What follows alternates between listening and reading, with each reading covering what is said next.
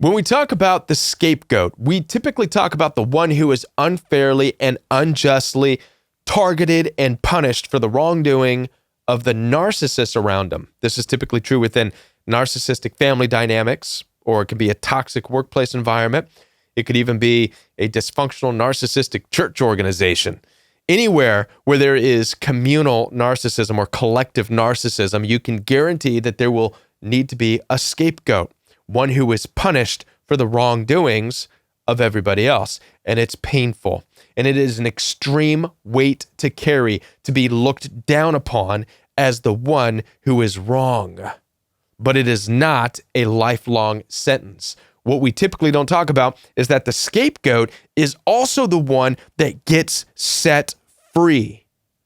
That's right. I'm here to tell you that being a scapegoat is also receiving a one-way ticket to your freedom. Freedom from bondage to that collective narcissistic group. But you just have to be able to cash that ticket in to get your freedom. Let's talk about this. My name is Kevin, and this is The Royal We. Now, before I continue, I want to let you know that I'm here to support you. Down in the description box, you'll find access for one-on-one appointments with me. In addition to that, I have a brand new life coaching program where I teach every day, Monday through Friday, live with questions and answers. It's only $49 for the entire month.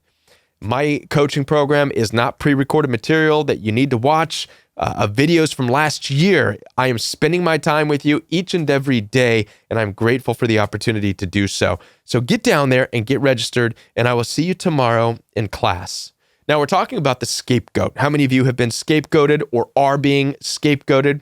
It's a painful process of carrying the weight of being the one who is punished through a series of gaslighting tactics and projection and being told that you're wrong. You're the one that is a mess. You're the one that needs to be punished. When in reality, you're really carrying the weight of the punishment that is deserved to the entire group. Now, in order to understand the freedom that comes with being the scapegoat, we need to look at where the term scapegoating actually comes from, because it's going to give you the image of what this freedom looks like. So stay with me here, all right?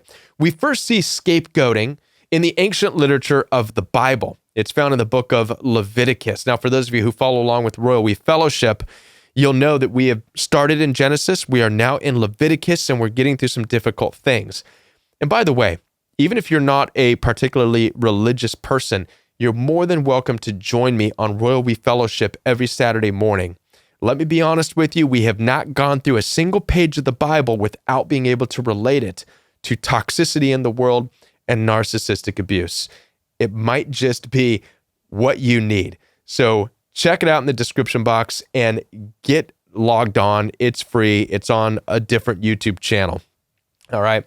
Now we see scapegoating in Leviticus, and here's how it worked. The ancient people believed that God told them this: for your sins, because you're unclean, because you mess up, here's what I want you to do. You're going to get 2 goats.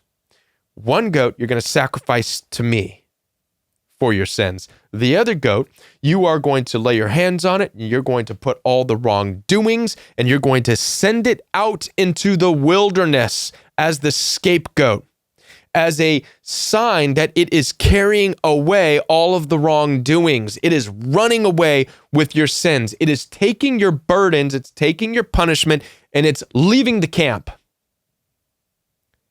Now think about this for a minute. I mean, which would you rather be, honestly? Right? Which goat would you rather be? The goat that gets set free, carrying the sins and the burdens, or the one that gets sacrificed? Tell you what, I don't want to be sacrificed, right? I'd rather be the one that runs away. And here's why. Because that goat that carries away the sins of the group, the punishment that is deserved for that group, that punishment that it carries, the sins that it carries, the burden that it carries, only exist within the boundaries of that camp. Once that goat is outside of that camp, it's free. Do you think any of the other animals that comes across out there in the wild, think they're going to look at it and go, oh, wow, look, that thing's carrying sins? No. It's not visible. It doesn't exist. It's just a brand new creature out there. Likewise, if that goat comes across another farmer, a farmer says, oh, look at this precious little goat. Where'd you come from, little guy? Come on, you need a home. Let me nourish you. It's a brand new life. Nothing outside of that camp knows that it is carrying any weight or any burden or any sin or nothing. Sounds like a pretty good deal. I mean, it got its freedom. It's just symbolic within that camp, within that group, within that organization that it's being punished. Likewise, this is how it relates to you. You are only the scapegoat within that dysfunctional dynamic. So as long as you are within that camp, that is where you are the scapegoat. That is where you are punished. But you leave as the punished one. You run away from the camp. You break away from that dysfunctional, toxic family. You leave that toxic workplace environment. You leave that church organization. You leave where you have been put down and you have taken on the punishment that belonged to other people. Guess what? Nobody out there knows. You're a fresh face out there in the wilderness. And you'll be appreciated out there. Do you see how only in the camp where the sins of the others, where the wrongdoings of others is put on you as the scapegoat, that's the only place where you're a scapegoat. The further away you get from that camp, the smaller that camp seems in your life, insignificant. Ask me how I know this, by the way. But wait, I'm not done. This video is going to get better, I promise you. Ask me how I know. Because listen, I've moved 5 states away from the narcissistic, dysfunctional family dynamics that I was in at one time. And in that place, I was punished. I was punished for their wrongdoings. I was punished because I didn't agree with them. I was punished and looked down upon for whatever. The further away I got, though, I realized there's no reach. It's a fresh start here. And through growing communities and families such as the Royal We, families based on appreciation and encouragement, I've discovered that burden, that weight of being the scapegoat, being punished for the wrongdoing of others, being gaslit, being projected on, it only existed in that really small territory in California. It doesn't exist out here. It was a one-way ticket to freedom, but I had to cash that ticket in. I had to leave that dysfunctional situation. I had to leave 5 states away. I truly had to run out into the wilderness. I had to step into the unknown in order to get that freedom. That's what cashing the ticket in means. You have to risk now getting out into the wilderness. Now watch this. As I said in the ancient literature, they believed that God told them, one's going to be the scapegoat, send it out into the wilderness, carrying away your sins. The other one's going to be sacrificed. This is an important piece too. Because if you do not, as the scapegoat, accept that you are scapegoated, you're going to carry the punishment, that's fine. I'm out. Goodbye. And you run off into the wilderness and you start a brand new life where nobody else knows what happened. And you say goodbye to that chapter and you say goodbye to the people who needed to throw their punishment onto you. You do that, or the other option is you are sacrificed. You are sacrificed to that community, to the communal narcissism. You are sacrificed unto that dysfunctional family. If you are not the scapegoat sent out, then you are sacrificed unto that dysfunctional, toxic work environment. What does this sacrifice look like? It looks like this. You sacrificing your soul.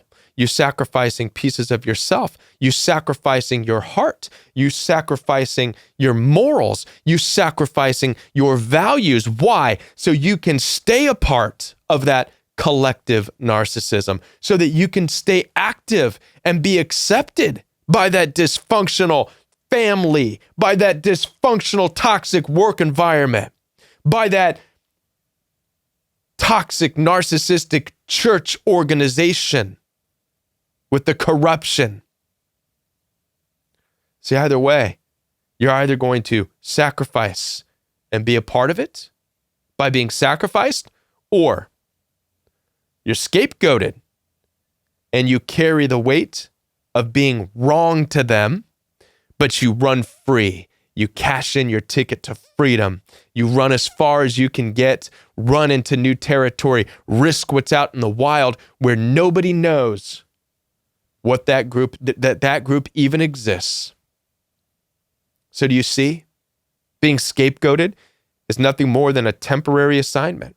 It's a temporary assignment for your freedom, towards your freedom. It's a temporary assignment of carrying the sins and the punishment and the wrongdoing that is belong to others so that you can be free of those people. Interesting way of looking at it, huh?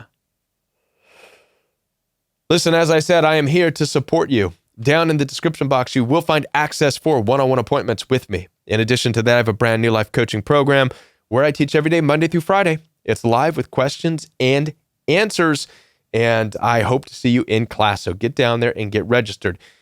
If this fascinated you and you would like to know more about what the Bible has to say about narcissism, I encourage you to join Royal We Fellowship. You'll find links down below.